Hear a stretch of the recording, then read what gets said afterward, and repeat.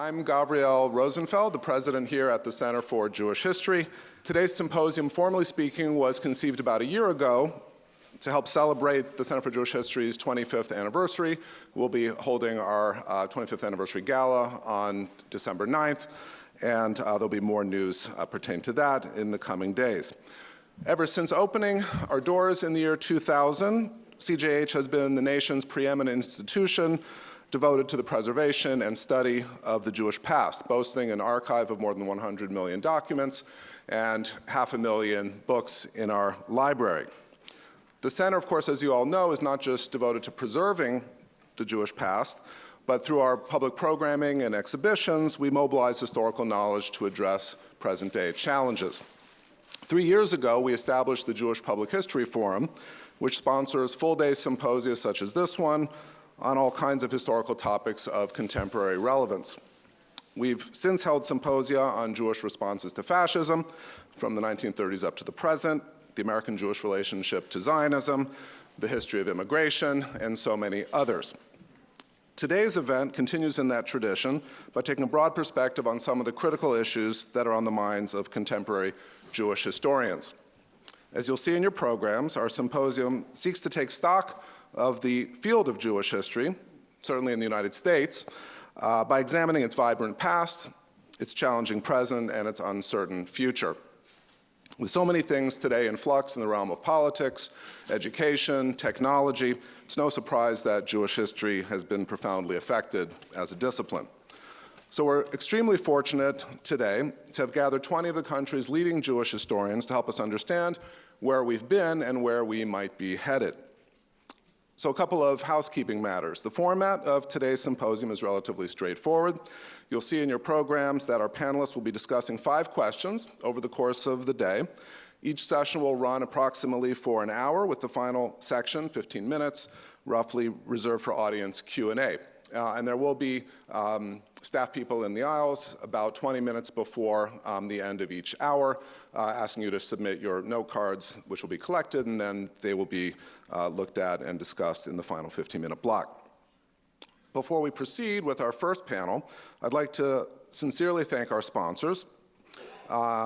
This symposium was made possible by support from the National Endowment for the Humanities and the New York City Department of Cultural Affairs, in partnership with the New York City Council. I'd especially like to thank the Planning Committee, including Dan Schwartz, Deborah Dashmore, and Jeff Eidlinger, for all their work in helping to organize the symposium. And I'd also like to add a personal note and mention how pleased I am that among the many participants in today's symposium are scholars with long-standing ties to the Center for Jewish History, whether past or present members of our Academic Advisory Council, our AAC, or our past president and CEO, David Myers. I myself have benefited from their mentorship and friendship over many decades, and I'm tremendously grateful for their participation in today's event. So without further ado, I'd like to call up the panelists for session number 1, What is Jewish about Jewish History? Welcome, and thank you, Gav, for organizing this and putting it together, and thank you to all of the sponsors, and thanks to the staff for making this happen. We're really pleased to be here. I've been involved with the Center for Jewish History for, I don't know, a long time already. Can't figure out how long, but a long time. And it's great to be here to celebrate all of its achievements. I'm Jeffrey Weidlinger. I am the Joseph Brodsky Collegiate Professor of History and Judaic Studies at the University of Michigan, where I'm also the director of the brand new Raoul Wallenberg Institute, which is an institute that was established last year to combat and study ethnic and religious hatreds and anti-Semitism. Happy to talk to anybody about that during the break if they want. And it is my great pleasure to be moderating, and I'll also offer a few thoughts on our first panel, What is Jewish about Jewish History? We'll be dividing our discussion into about 15-minute segments, with each of the speakers offering their thoughts during that time. We're going to divide the segments into thinking about what is Jewish about Jewish history in the past, in the present, and looking towards the future. So each of them will be speaking on those topics for a few minutes, and then after about a half an hour, we will distribute index cards to take questions, and we'll devote about 15 minutes towards the end of the panel for me reading the questions from the index card. So as they're speaking, you can think about things that you would like to ask. So let me begin then by introducing our panelists and then posing the question to them. So our first panelist who will answer first will be David Myers over here. David is Distinguished Professor and Sadly and Ludwig Kahn Chair in Jewish History at UCLA, and also President of the new Israel Fund Board. And he's the author most recently of American Shtetl, The Making of Kiryas Joel, a Hasidic village in upstate New York. To his left is Laura Liebman. Laura Liebman is Leonard Milberg Professor in American Jewish Studies at Princeton University and the author most recently of Once We Were Slaves, The Extraordinary Journey of a Multiracial Jewish Family. And these books, by the way, will be available for sale, I believe, in the lobby afterwards. And then to Laura's left is Susanna Heschel, who is Ellie Black Distinguished Professor of Jewish Studies at Dartmouth College and author most recently of The Women Question in Jewish Studies. And I also do want to apologize. I have to read my phone because I've been having vision problems in the last few months. So I have to read my notes off my phone. All right, so I'm going to pose the first question, which is to think about what is Jewish about Jewish history from a historical perspective in the past, and I'll give David the first opportunity to. Thank you, Jeff. And welcome to everybody. Thank you, Gav, for welcoming us and for your role in putting together this really extraordinary gathering. It's really great to be back in this building. So a lot is Jewish about Jewish history from an historical perspective, and I'm thinking here of the origins of the modern project of Jewish scholarship, which I will just articulate an important methodological principle at the outset, which is to say that Jewish studies, like any production of knowledge, is rooted in a specific historical context and responsive to very specific historical exigencies. And indeed, when we see the emergence of the movement called Wissenschaft des Judentums, the scientific study of Judaism, it emerges in a moment of real historical fraughtness and had a very important mission to respond to the perceived crisis of the day. And what we see is that it was embarked upon a dual project of both innovation, that is to say, innovating the study of Jewish texts as against more traditional scholars. But here's what's really responsive to the exigencies of the day. It was also a project of reclamation of Jewish sources from the hands of Christian scholars who very often had a supersessionist view of the relationship between Judaism and Christianity. And already at that point, we can see kind of a tension inhering in the project of Jewish studies. That is to say, it was committed on one hand to meeting the highest standards of scholarship of the day, to realizing the goal of being called a Wissenschaft, a scientific enterprise. And it was deeply committed to innovation of Judaism such that it would be fit to be part of the modern world. That's important because it means there was what I would call a very strong identitarian investment by Jewish studies scholars in the project of Jewish studies. And I think that's exemplified by a couple of very telling moments in the first century of Jewish studies in its modern iteration. There's a famous encounter between sort of the most important first-generation figure of Wissenschaft des Judentums, the author of the sweeping programmatic essay that gave birth to it, Leopold Zuntz, and the most important figure of the second generation, the young historian Heinrich Gretz. It is said that Zuntz once made his way to visit Gretz and asked him, as Gretz was about to embark upon a very important project, another history? Another history of the Jews, and what Gretz responded was, yes, another history, but this time a Jewish history. Not a history of the Jews, a Jewish history, meaning that this would not sort of aspire, as Zuntz did, to the same degree of dispassionate engagement, but would be inflected with a deep Jewish pathos. And that impulse continues up through the early 20th century. And are you signaling that I should wrap up? I will. Is that recourse to your phone the signal? There's a kind of dynamic back and forth between the impulse to sort of achieve that standard of scholarly excellence and use Jewish studies scholarship to promote a variety of communal and existential aims like emancipation, like the reform of Judaism. So there's a constant back and forth, but what I think is important to emphasize for this first round is that a number of very prominent scholars really foregrounded that identitarian impulse. And I'll conclude by recalling an essay from 1901 by Martin Buber, the esteemed German scholar, who wrote an essay entitled A Jüdische Wissenschaft, a Jewish scholarly project, which he distinguished from Wissenschaft des Judentums, the scientific study of Judaism. Again, highlighting what Gretz had made clear, that one should not bypass that emphasis on a scholarship devoted to something, as Buber said, that one loves, devoted to the study of something that one loves in order to derive some utilitarian benefit from it. So there was a very pronounced, we might say, applied dimension to Jewish studies that we see even in the midst of a scholarly enterprise called science. And I think that kind of animating tension was present from the origins of the critical project of Jewish studies, arguably up to the present. We'll talk about that presently.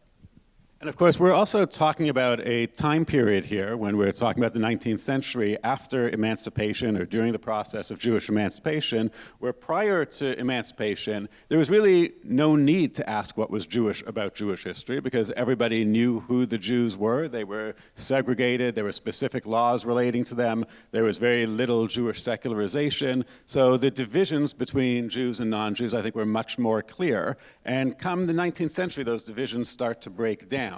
And it becomes a little bit less clear what is Jewish about Jewish history, and at that point, the Wissenschaft needs to come out and define that. And maybe I'll turn to Susanna at this point, since we're still in Europe in the 19th century, and ask your thoughts on the topic. Thank you. I love what you said, David Myers, and I want to just add a few more things to it, because it's important, yes.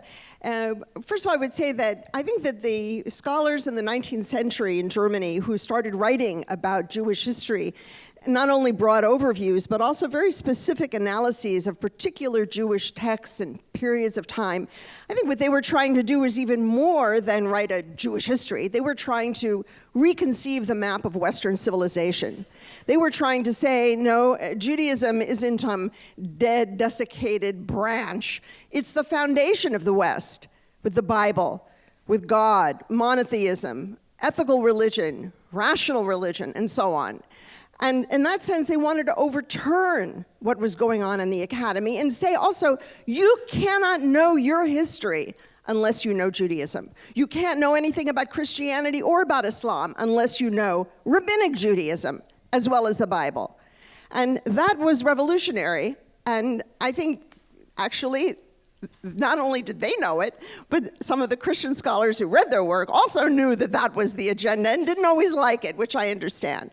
But then the other question is, what is Jewish about Jewish history in terms of the Jew? And I wonder, well, we today, as scholars of Jewish history, we define what is Jewish history. Okay. But then I think, what if I asked a Jew 1,000 years ago, 500 years ago, 1,500 years ago, well, what's Jewish? What's Jewish about your life? Because after all, we are human beings. We're individuals. We're not just a cog in the wheel of a historical narrative. We're people. So what would they say if you asked them? I think they would say it's Judaism. It's religious practice, religious life, religious belief, belief in God. It's about waiting for the Messiah to come. It's about praying 3 times a day. That's Jewish for them. And I think there, one of the problems was that the Kulturverein, the initial impulse to write Jewish history was also to make it a substitute for religion. Your identity as a Jew could come through knowing the history of the Jews instead of the religion. And that's been a tension. And that worries me. And in fact, this question appears in one of the chapters of Yerushalmi's book, Zachor, Yosef Yerushalmi's book, and he mentions it in connection, I don't remember the exact sentence, but he said, what is Jewish about Jewish history? But it's in connection with Judaism. And that, I think, is a problem for us to think about. We can't leave out the religion which actually has shaped the lives of Jews. What is Jewish about Jewish history? First of all, it's Judaism. And that is what has defined the lives of Jews throughout the course of history. Maybe that's changing, I don't know. But if I want to write authentically about the past, I have to include Judaism as a central issue. Great. I mean, that's a lot to think about, and I think deals much with the issue of secularization that took place around this period, where Judaism becomes maybe less salient in the way that Jews define themselves. Laura, do you want to turn our attention to what's going on in the Americas and how this relates? Yes, thank you. So I'm shifting us geographically to the Americas and to the United States as somebody who works on American Jewish history. And I'm going to take a perspective that's really grounded in one of the partner institutions at the Center for Jewish History, which is American Jewish Historical Society. For those who don't know, American Jewish Historical Society is the oldest ethnic American historical society in the United States. And our field in American Jewish Studies really grows out of that institution. So as an institution, American Jewish Historical Society began in 1892, which should signal something to people about how it was, what was some of the impetus behind it. So it's the 400th year of Columbus coming to the Americas.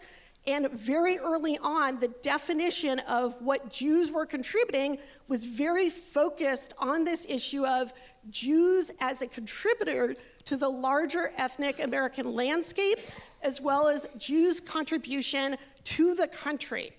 And in particular, that contribution was seen through the lens not just of Jewish culture, but also of Jewish religion and its role in what people would think of as the larger Judeo-Christian tradition in the United States. Early on, that impulse at American Jewish Historical Society, like most of American studies at the time, thought very broadly about the Americas. So early on, you would see people not just defining it as the United States of Jews' contribution, but to the larger history of Americas and Jews across them. So what were Jews doing during the Inquisition in New Spain, as well as what was happening in the Caribbean. That really shifts later towards focusing just on the United States. A lot focusing that shift happens following World War II. So we're seeing, again, this sort of shift of like, how is the notion of America changing? Changes what's important about Jews in that landscape. And I'm noticing that we're running a little over on time, so I'm going to go ahead and cut off there, and I'll bring up some of those as we get into the present as well.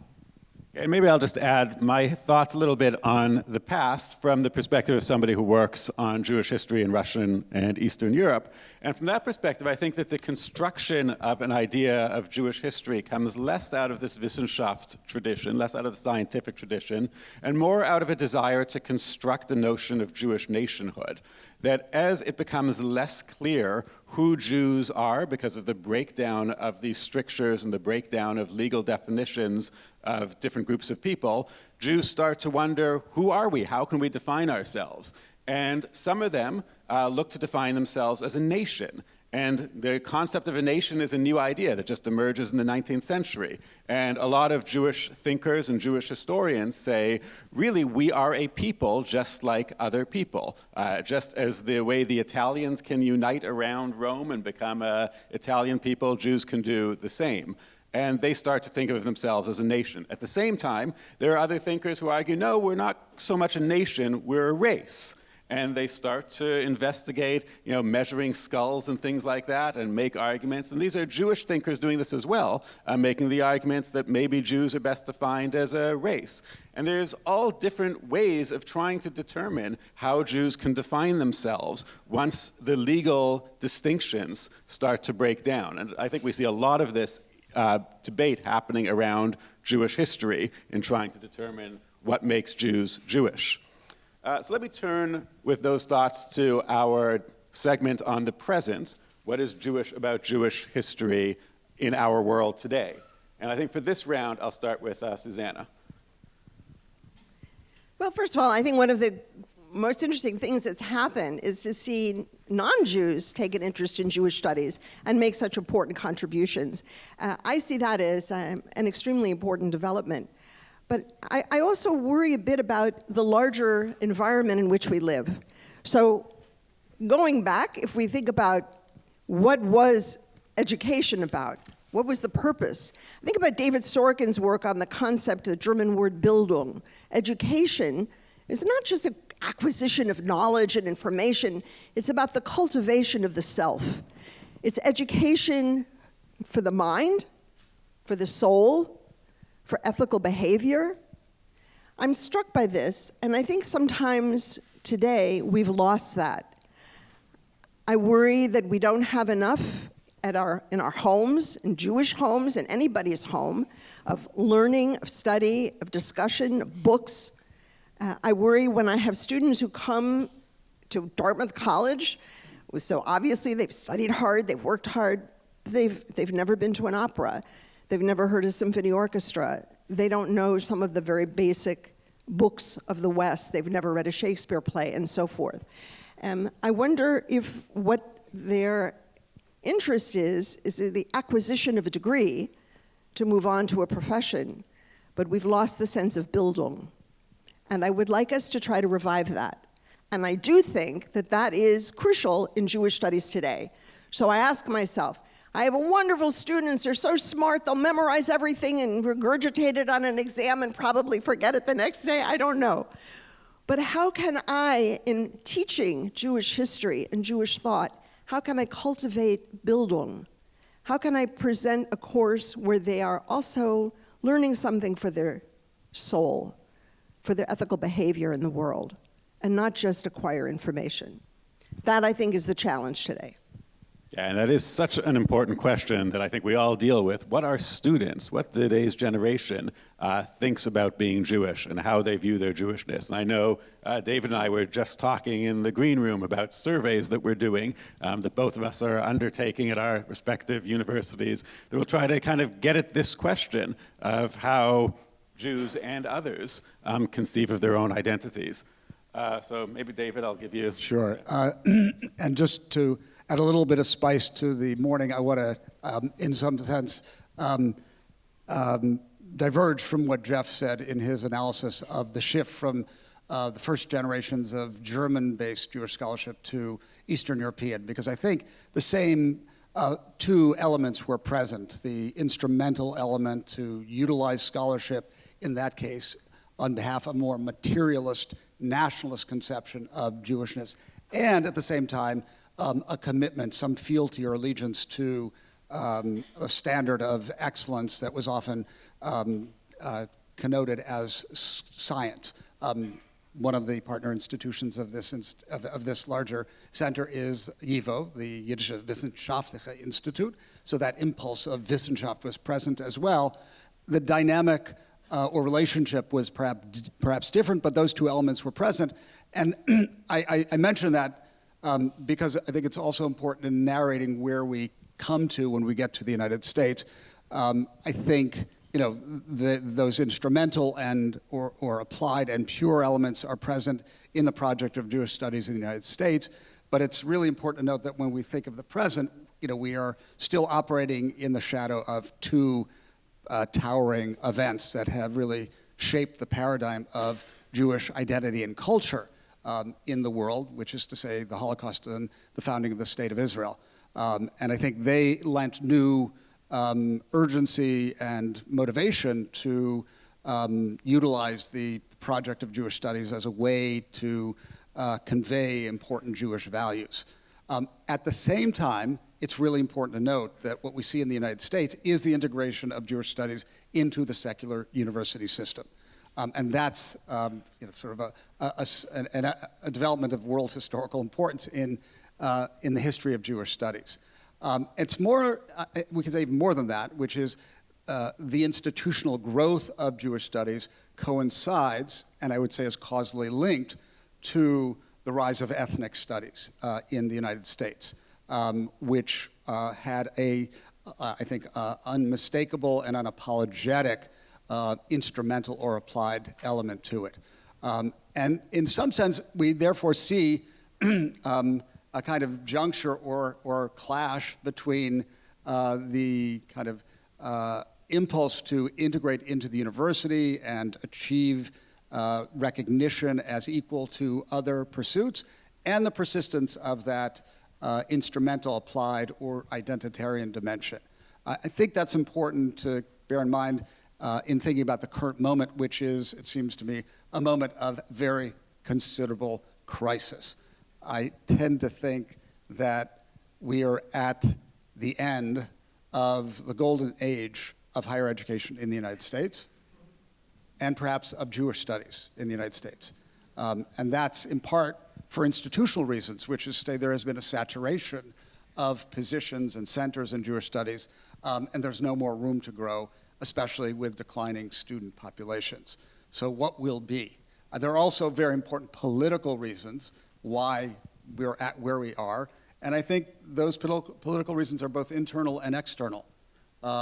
Internally, I think there has been a culture of conformism within the university that has had a kind of stultifying effect. And externally, there has been immense, unprecedented pressure to restrict the autonomy and independence of the university. And I think we stand at a very, very tenuous, fragile moment where that dynamic that we've been talking about, which has been a productive and animating one, may no longer be such. I think many of us here would agree with that assessment, and certainly a sense of crisis is also something that is Jewish about Jewish history, say at any point in time. Before I turn to things, go ahead. No, okay. just crisis has been good for the ongoing development of Jewish studies. Right, yes, for Jewish history, yeah. Right, what's good for Jewish history isn't necessarily good for the Jews. I should say, I think at this point, I'm going to turn things to Laura in a minute, but at this point, if people have questions on index cards, the staff, who's going to be collecting them? I think somebody will be collecting the index cards imminently and bringing them to me. So if you have them, this is a good time to start to get them ready to hand in.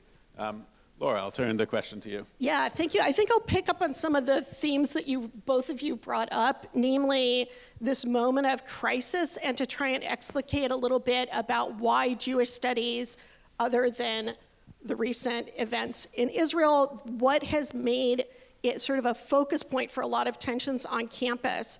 And I think part of that has to do with some of that distinctiveness that I was talking about before about particularly for people in American Jewish studies, of where it came from. So David mentioned that there is this rise of ethnic studies that we see happening in the 60s, 70s that result in ethnic studies programs. And those really come out of liberation movements, so the Asian American movement, the American Indian movement, the Chicano movement, that those spawn having ethnic American studies programs on campuses. And that's not the origin of Jewish studies within academia. And I think that distinctiveness now in this moment when we're trying to talk about what is our role in terms of DEI and the crisis about DEI, as well as conflicts on campus between different groups around issues of privilege, it's come back to haunt us, that we have these very different legacies and very different notions of what the purpose of Jewish studies is that is related to these different histories of where they come from. Yeah, and maybe I'll add on the topic of ethnic studies. I had mentioned that in the early 19th century, Jews in Russia, Jewish historians in Russia, were debating whether Jews are a nation or a race or a religion, how to define them. In America, I think the debate started to become about Jews as an ethnicity, and what exactly an ethnicity means, how that relates to a nation, how it relates to a race, a people. I don't know the answer. There's a lot that can be said on it, but this notion of Jews as an ethnicity comes about in America, and the idea of Jews as contributing to the cultural pluralism of the United States. And today, in the 21st century, I think we're still dealing with that in the diversity movement on college campuses. And particularly, I was at University of Michigan, which had one of the largest DEI institutions in the country. And I think it was an entity that largely left Jews out. That was changing over time. And I think that the DEI folks at my university, anyway, were listening to the concerns of Jewish students and Jewish faculty to better incorporate Jewish experiences into the way they think about diversity, and change was coming, but it ended up not working out that way.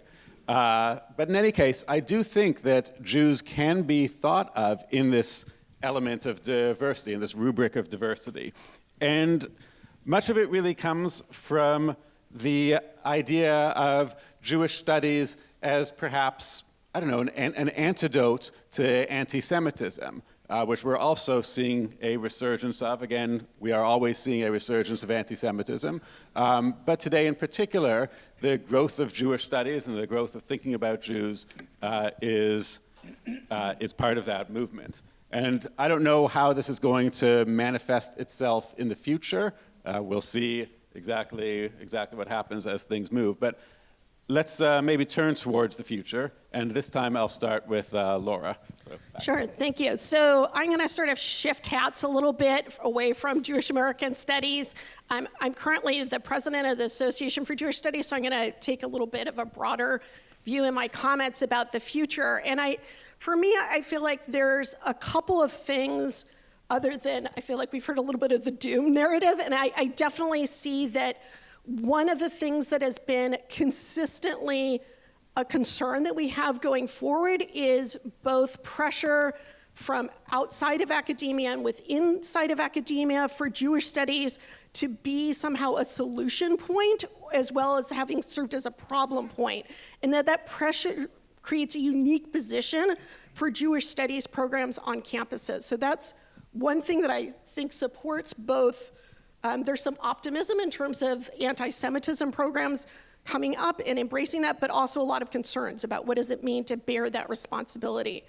The second piece has to do with some research that's been done about what exactly, sorry, pause for a moment, that a concern about donors and the role of donors in terms of what's unique in Jewish studies. And again, that there's been concern raised by people about how many donor-driven positions there are and what kind of impact that has on the field.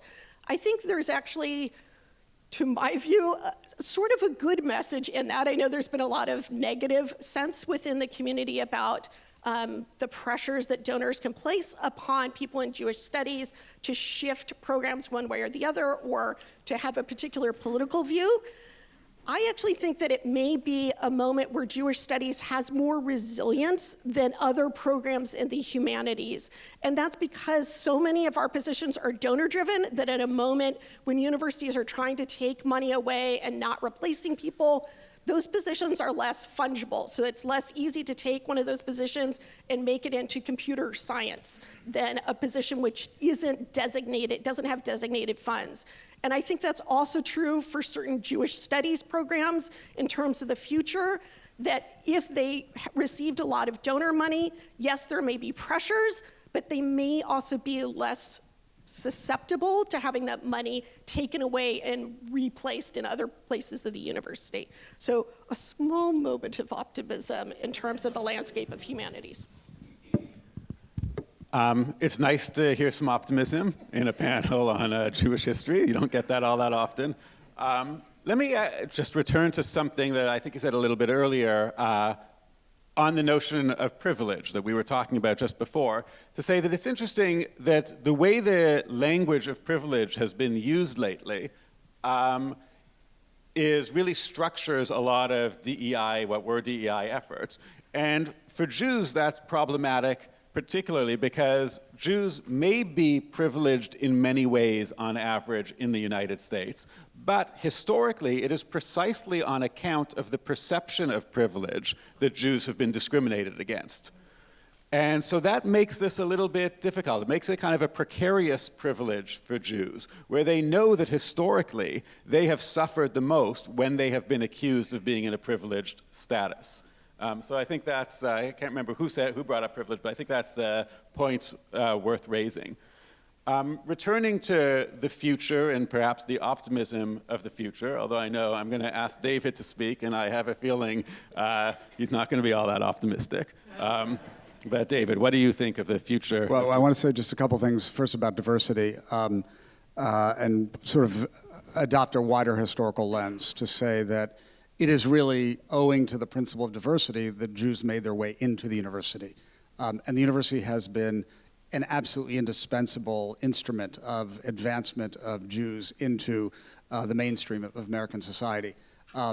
Incalculably significant in the American Jewish story of the 20th century. And I think we need to understand that Jews in the university have a very close relationship. The success of one, I think, depends on the success of the other to a great extent. So we should think of diversity, in that wider context of the entry of Jews into institutions of higher education. Just say a brief word about sort of some ancillary projects of Jewish studies that I think are important and may be now facing that crisis point that Jeff suggested I might be getting to. They are Holocaust studies and Israel studies, which are, I think, related to the development of Jewish studies, part of the growth of Jewish studies, and in some sense, continuations of that impulse to apply Jewish knowledge to the betterment of Jews broadly construed. Holocaust studies, I think, has had as an important part of its mission the study of the Holocaust in order to fight against manifestations of anti-Semitism, and for that matter, other forms of ethnic, racial, and group-based and identity-based hate. Israel studies, I think, has emerged in no small part, certainly in the eyes of donors, as a means of giving Israel a fair history, a fair hearing in the university setting. So I think there's a kind of continuation of these instrumental impulses that now reach, I think, a moment of real crisis, and that is owing to where I sort of land in this question about the future, October 7th, which I think has really pushed to the fore many of the most intense passions and, for that matter, enmities that have been sort of boiling beneath the surface and have now boiled over. And I think this is not just obviously a crisis in Jewish life, but insofar as Jewish studies is a function of historical exigencies and conditions, also a crisis for Jewish studies. Whither? To where? What will Jewish studies look like in the wake of October 7th? And I think we have to be mindful of the fact that some of the old guiding assumptions of Jewish life, I think no longer exist, or they look very different. One of the things that occurred since the Second World War, certainly in the United States, is an increasing identification with the State of Israel, what one observer called the Zionization of Jewish identity. And I think in the wake of October 7th and all of the intense controversy that surrounded what occurred after, we may be at the end of that arc of an identification of Jewishness and Zionism, or at least at a point of great fracture. So I'll call attention to three myths that I think have anchored post-World War II Judaism, and then I'll sort of suggest where we might go from there. So one is the very powerful principle or myth of security, the idea that the State of Israel is the guarantor of the security of the Jewish people. I think that has been challenged by October 7th, both the day itself and that which transpired, including the very considerable uptick in anti-Semitism. I think the political myth that was that emerged out of that World War II paradigm has been shaken. The idea, frankly, and I think of this particularly in the Netanyahu era, that Jews are particularly good at statecraft. I think one must ask, how's it going? And I think many people will say, in particular people of younger generations, not so well.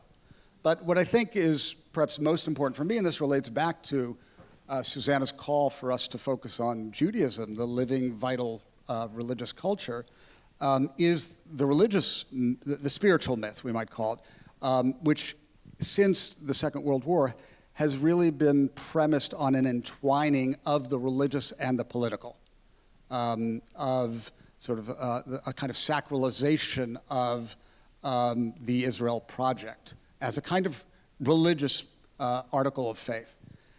And I think that's been challenged too. And so it would seem as if this is the sort of ultimate instantiation of the Lachrymose conception of history, because we've arrived at this point of, as I often think of it in the famous phrase of the 16th century Kabbalists, a moment of the shattering of the vessels. But it also represents a moment of great opportunity to sort of reimagine what the next phase of Judaism and Jewish identity look like. And I think Jewish studies has the opportunity to be reinvigorated in the wake of this moment of rupture, which I think will lead to new pathways of knowledge and ways of understanding the past and present.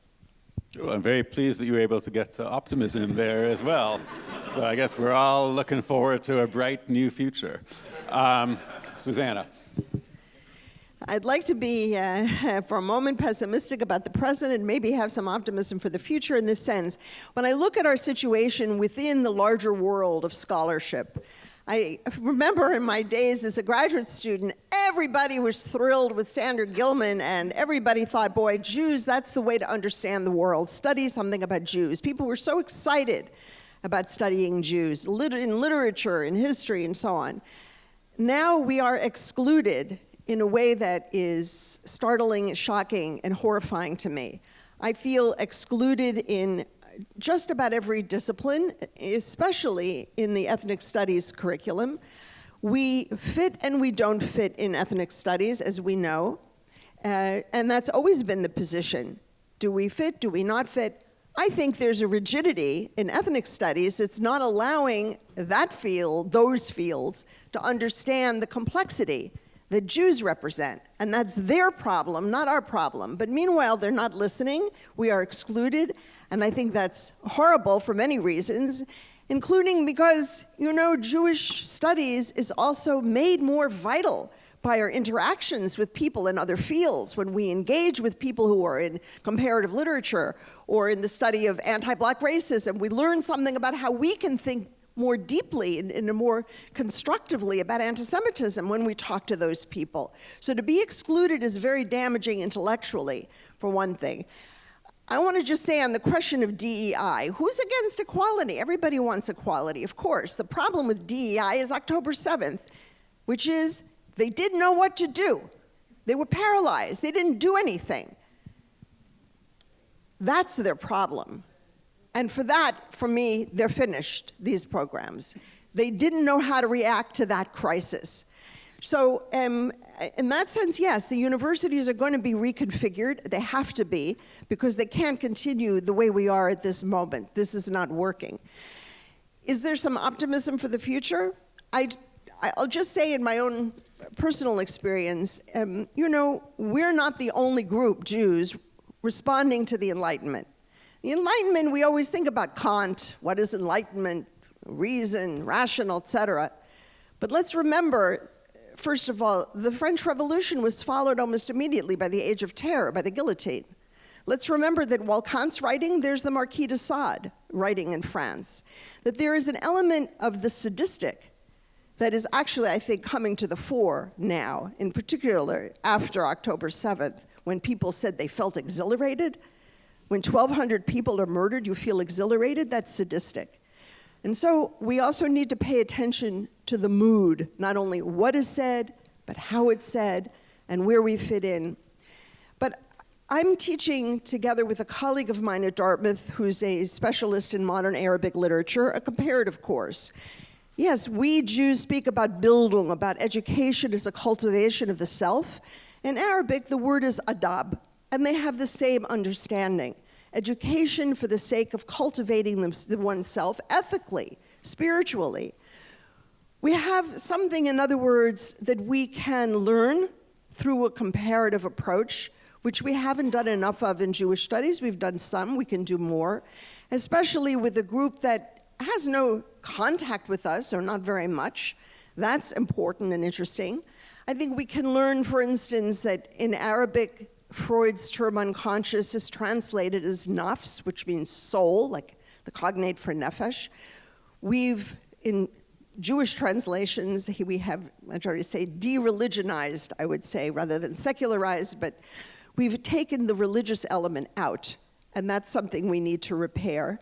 And I would hope, from my optimistic moment, to say that through these interactions and comparative work, if we can overcome the barriers that are existing, if we can overcome this shunning of Jewish studies in so many fields, I think there is a great deal that can enrich the field of Jewish studies, and I would say from Jewish studies, enrich all of our communities, Jewish and non-Jewish.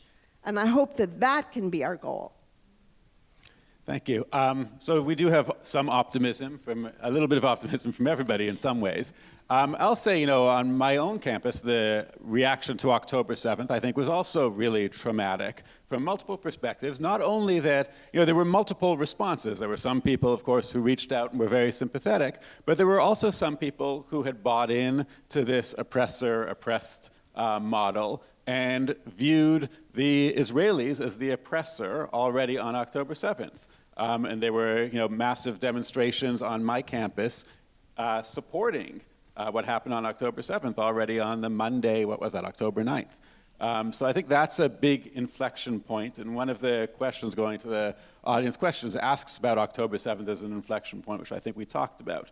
Another thing that I want to maybe highlight that you all said is the roles that the Holocaust and Israel and Judaism, the religion, has played in Jewish identity in the present and immediate past, and probably will in the future, and think about those three. And I'll comment as well that one thing that's becoming less Jewish about Jewish history, and this is a good thing in my mind, is that the practitioners of it often aren't Jewish. Particularly in things like Holocaust studies and genocide studies and Israel studies as well, and even in the study of the Jewish religion. And I think that's a positive development, brings in other perspectives, makes it a little bit less parochial, and at the same time allows concepts that have been derived from Jewish history to be applied elsewhere. And a lot of the ways that we talk about immigration history in America, for instance, come from Jewish studies, or the ways that we talk about violence, about ethnic and religious violence, come from developments that have been made within Jewish studies. So I think that's an interesting development in terms of the Jewishness of Jewish history as well. So I want to turn to some of the questions, and there are a lot of questions here. Many of them overlap in some ways, but I'll go to really one which maybe is a note of another one. One which perhaps offers a note of optimism, or asks for one, and it says, there is supposedly a surge in Jewish life going on. Do you see this among your students? And maybe I'll kind of rephrase that and add to it. What do you see among your students today in terms of Jewish life? Is there a surge of it, and how is it manifested? So we can start with, start with Laura again. I think we started with you last time. Yeah, I think that's a great question. That I do think that one of the things that we're seeing on campuses is students looking for support from their faculty as well as from other groups on campus of where they feel that there's a space that they aren't under attack. And some of the time that happens in Jewish studies classrooms, some of the time that happens at Chabad or Hillel on campus. I do think that there, in general, has been a thought towards how do I go forward and build connections? And I think that represents an opportunity as well as, maybe a different way of us thinking about what is our job in the classroom in terms of supporting students. That early on, Jewish studies had taken a lot from being a place for students and for building Jewish identity. And we've sort of moved away from Jewish identity building as our reason for existing. And I do think that there's been a little bit more of a push back towards that. Anybody else want to offer? Susanna? Now, I would just say that what I find striking is how many Jewish students around the country want to study Arabic. I think that's interesting. Why is that? Because they are deeply concerned about the conflict. They want to understand Palestinian history because they're deeply concerned about what's going on and concerned about the future and concerned with ethical problems. I admire that. There are also students who are going to Chabad because they want to have a wonderful Shabbat experience. I admire that. Jewish studies offers critical thinking, problems. We have problems as Jews. We always have. And that's what we're addressing. And we want to give our students the language, the historical background, how to think about problems. Some students don't want that.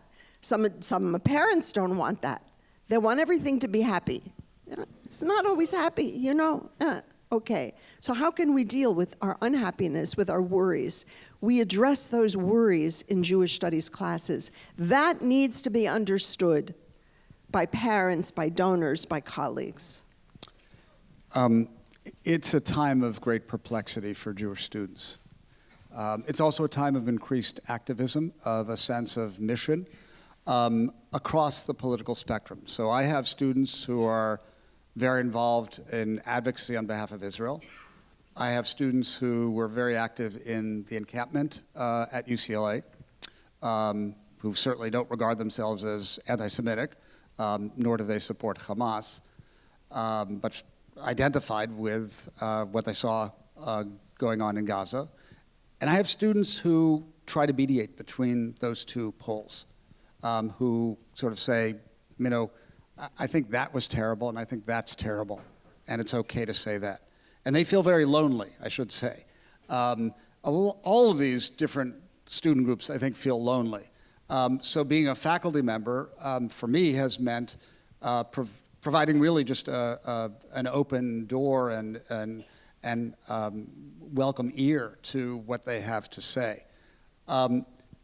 Now, I know you wanted to depict me as an unrelenting pessimist, but I just wanted to find myself as a situational pessimist and a congenital optimist. So today is bad, but tomorrow's going to be better. That's sort of my guiding view of life.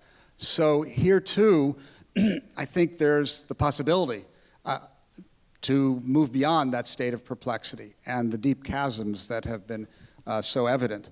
And I think you also, Jeff, lead something like this. I lead our Dialogue Across Difference initiative at UCLA. And what I can tell you is that there are a lot of people who belong to that constituency of which I was once a member, the eye rollers, when you mention things like dialogue. But since October 7th, I can tell you that the demand across campus, and particularly from students, for a Dialogue Across Difference initiative has been overwhelming, far beyond our capacity to serve our campus community. And I see this amongst Jewish students as well. They're really anxious to engage. I teach a class on Israel-Palestine, a multi-narrative approach. I teach it with a colleague at the Fletcher School at Tufts University. The students in the class are, I was telling Susanna, so incredibly fair-minded and open. It's an inspiration. So I know we hear a lot about students as, you know, doctrinaire ideologues intent on, you know, subverting the world, you know, which is kind of a noble vocation for a student in times past. But that's not what I'm seeing and experiencing. And I think there's a lot we can learn from our students who are kind of desperate to know more about Israel-Palestine, holding the ability to understand multiple perspectives, and really seeking to reach out to those with whom they disagree. I'm seeing a significant uptick in that this academic year. So that's the more congenital optimist in me speaking. I'll agree with that optimism as well. The dialogue is proving to move things forward. We do have a similar initiative. We have something that we've started called Dialogue and Donuts, where students can just drop in and have structured dialogue over donuts. And we're getting lots of students coming in for that.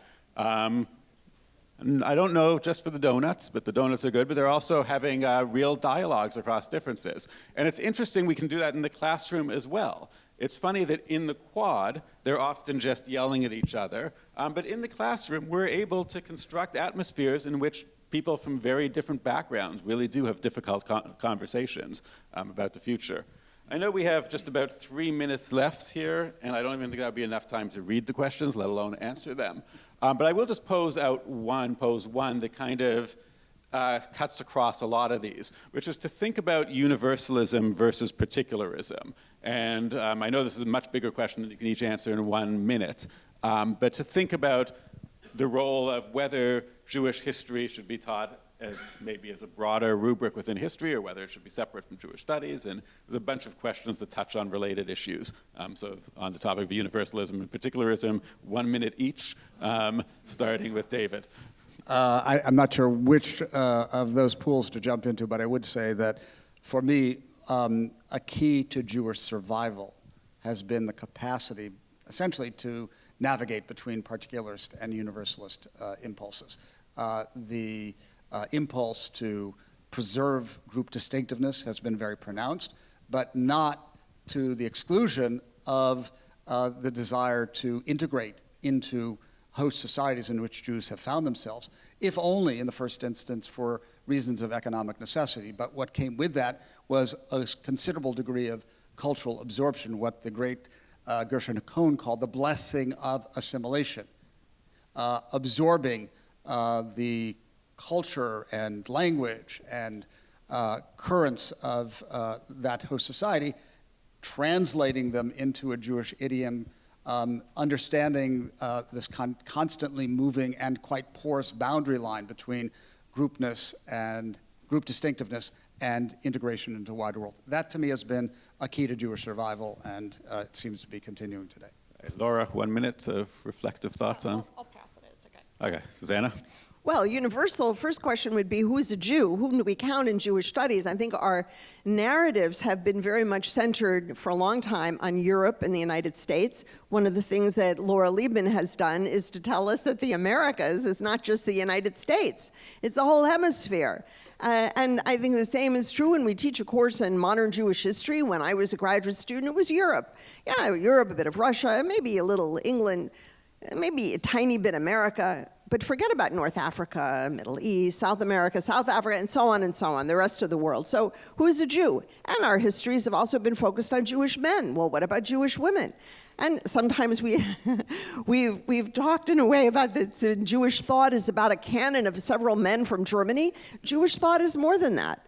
And I also think we've neglected Hasidism when we teach Jewish thought and Jewish religion and so on. There are people who talk about Judaism as a religion and know nothing about Kabbalah. Unbelievable. So the universal can sometimes very much hide the particular, and we have an internal work that we need to do about universal particular. I certainly agree with you, David, about that, by the way. We do have to go back and forth. So thank you.